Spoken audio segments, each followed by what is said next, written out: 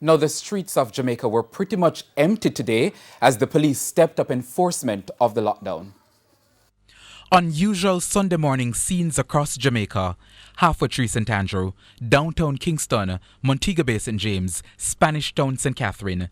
Jamaicans have become used to nightly curfews, but not empty streets at the break of day.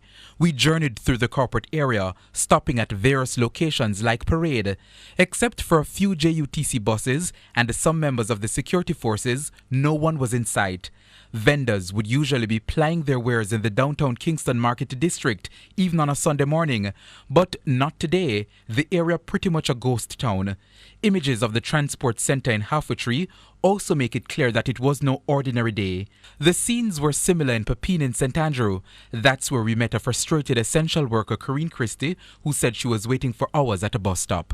I sleep at Pepin last night still enough to go work. This morning I work at the university hospital and I leave work from 10:30 and stand up right over the corner there so we get a drive to go town, to go Portmore. No, me can't get a drive to go home. It's why she's asking this question. So where is the transportation for the people who is essential worker? Where are the transportation for them? What time it is going to start and what time it is going to stop? You have people who come and work from 2 to 10. You have a 2 to 10 shift. You have a 10 o'clock shift tonight till 6 in the morning. Who are going to carry them? About 5 university vehicles pass with ambulance and something pass with stand up at the corner there, so.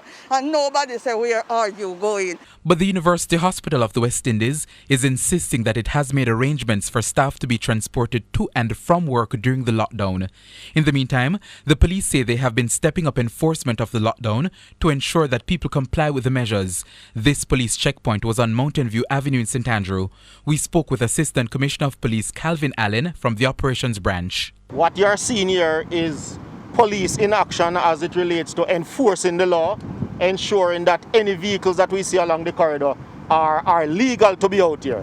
So this is just one of the many areas along the respective corridors that we have our officers.